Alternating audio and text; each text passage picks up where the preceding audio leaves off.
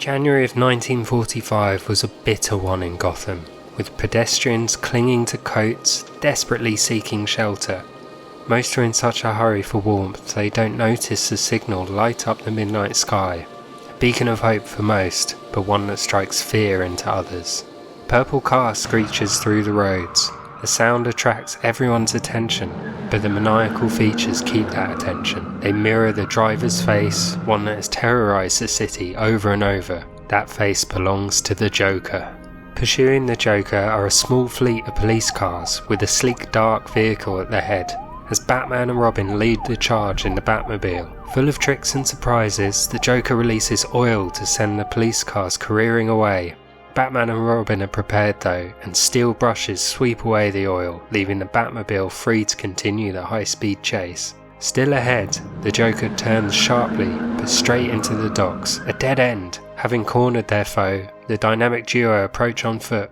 Robin is almost gleeful at the prospect of capturing the Joker, racing ahead, but Batman is more cautious. And sure enough, Joker's car snaps in half, nose to tail, releasing Joker on a spring-loaded ejector seat. Parachute unfurls, allowing Joker to glide away from his pursuers, free for another day. Batman and Robin decide to make the best of the situation and examine the Joker's prized getaway car for clues.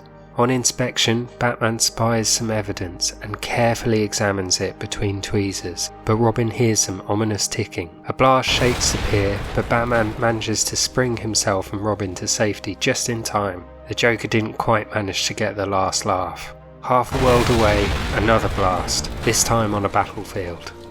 Armed with just a shield, Captain America hurls himself towards where the fighting is thickest, a symbol for his fellow soldiers in a war that has rocked the world. Captain America confronts his enemy. Not another soldier this time, instead a behemoth of metal and death, more destructive than 100 Panzer tanks. A Nazi super tank stands before him, one giant wheel crushing all that stands in its way.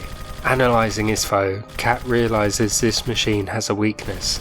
Sprinting through the death and destruction, Captain America gets inside the arc of its guns, leaving him safe from its deadly assault. Performing impossible acrobatic feats, Cap scales the side of the vehicle. At that critical moment, he slams his indestructible shield into the gargantuan caterpillar tracks, jamming it. With an almighty thud, the machine comes crashing down, a threat no more.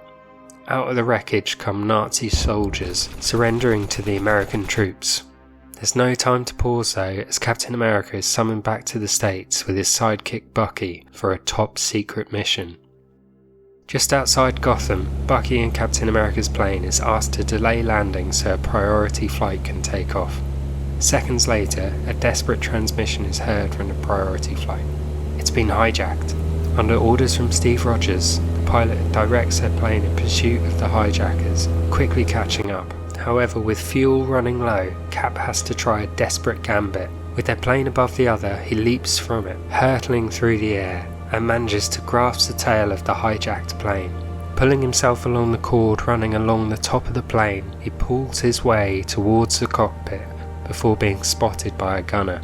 Opening a salvo of bullets, this gunner manages to sever the cord, Cap's only lifeline, leaving him dragged behind to fall to his death or as an easy hit for the gunner. Out of nowhere, a blue glove grasps his red one. Batman.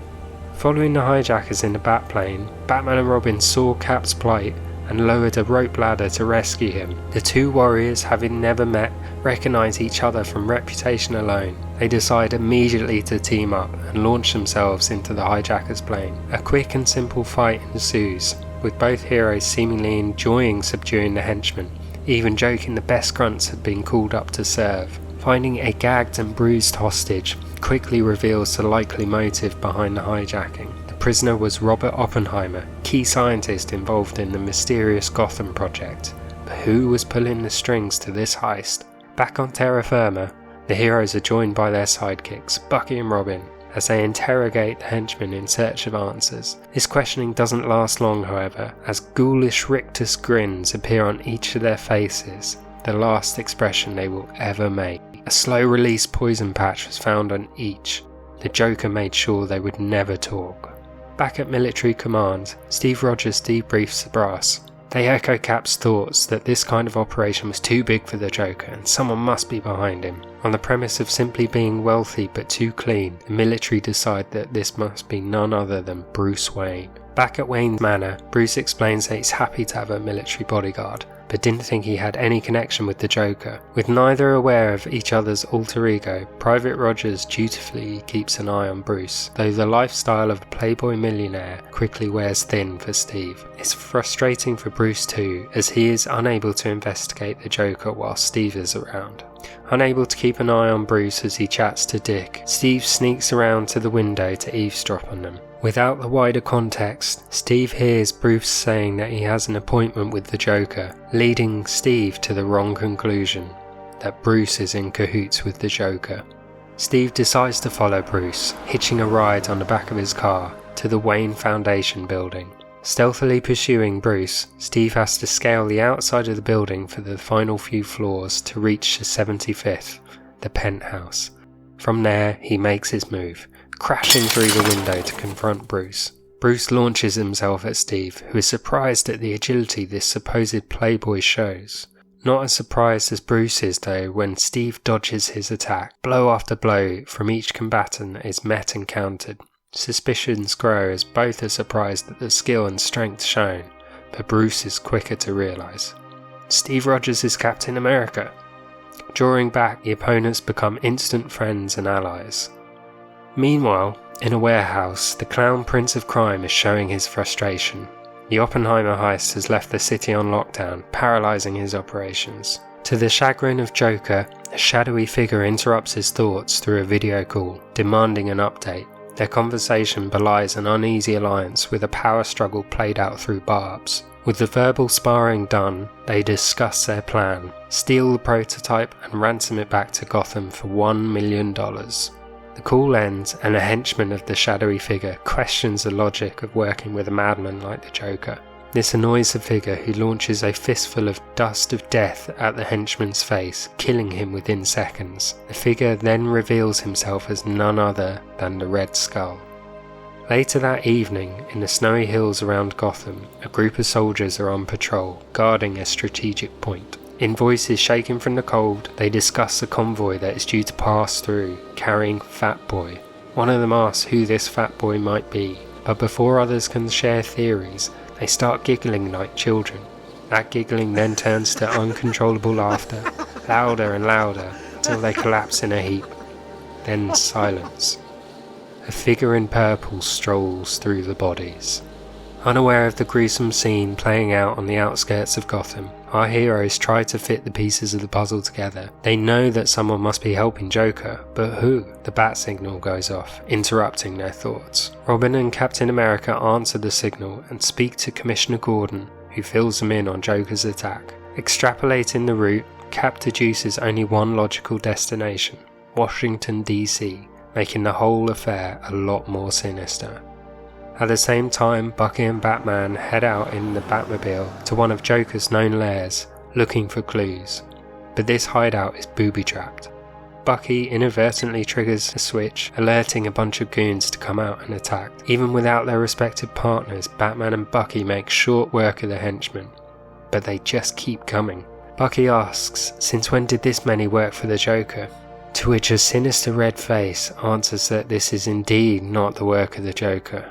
A thick cloud of green gas engulfs the heroes. Unaware of their partners facing mortal peril, Captain America and Robin head to check on a shore patrol outpost. Entering the pierside building, they discover the guards dead, faces shrunken and tightened, revealing their skulls, skin as red as blood.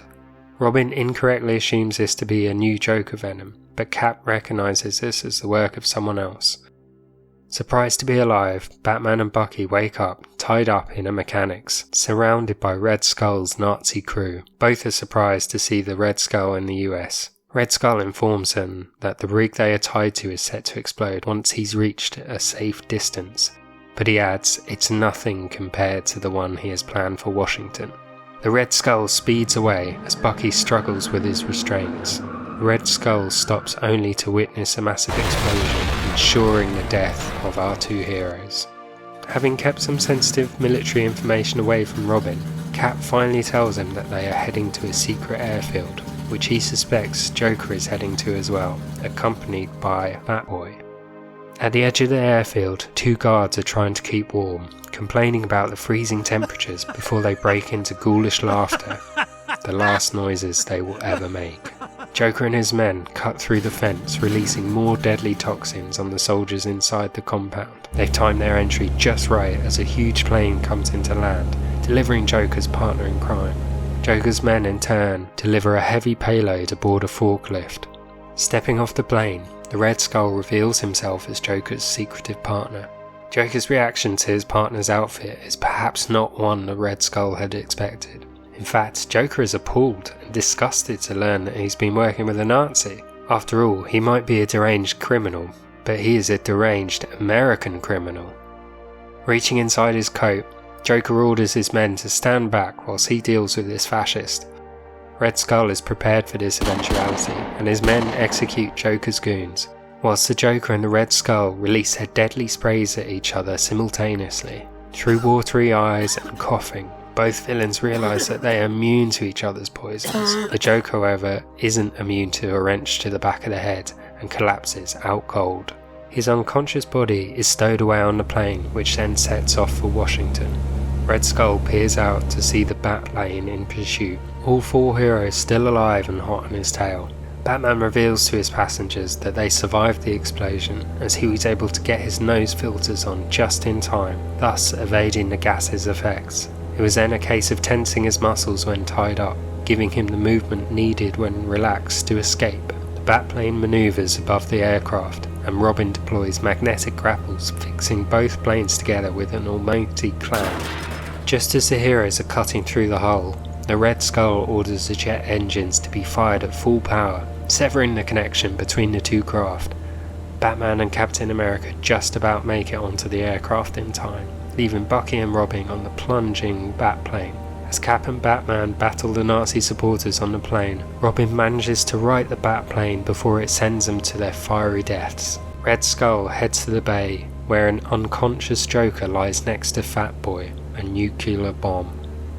Mere minutes away from DC, Red Skull locks himself in, putting a steel door between himself and Batman. The Red Skull opens the bomb doors in preparation to release it. Turning to face Batman, he explains that dropping it will not only bring devastation to Washington, but as this weapon has been kept secret from the American people, they will assume it's a Nazi superweapon, and it will demoralize troops and the public, bringing the war to a close, with the Nazis triumphant. Batman punches through the small glass porthole in the door, landing his fist where a nose would be on any other face. At the same time, Captain America gains partial control of the plane, subduing one of the pilots and steering the vehicle away from Washington. Just as the Red Skull tries to release a bomb early in hopes of catching DC in the fallout, he turns to find the Joker, trying to destroy the dropping mechanisms. The Red Skull aims his Luger and fires, missing by mere inches, as the Joker replies, launching a spanner and knocking the weapon from the Red Skull's hand. A deadly tussle ensues, with the Joker reaffirming that he might be a criminal, but he's an American.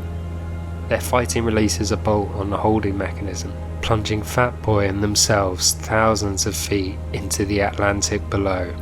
Captain America and Batman take evasive action, taking the Nazi warbird as high as it can, soaring above the clouds. Behind them, an enormous mushroom cloud of light, heat and radiation appears as Fatboy explodes. The explosion threatens to engulf the plane, but our heroes make it through, barely. They have survived. A voice crackles through on the radio. It's Bucky and Robin, and they're alive, having just landed outside of Washington. This tenacious group of heroes have won, avoiding an incredible disaster and saving many lives. Few will mourn the passing of either villain, but you have to wonder, what would have been the outcome if not for Joker's sacrifice?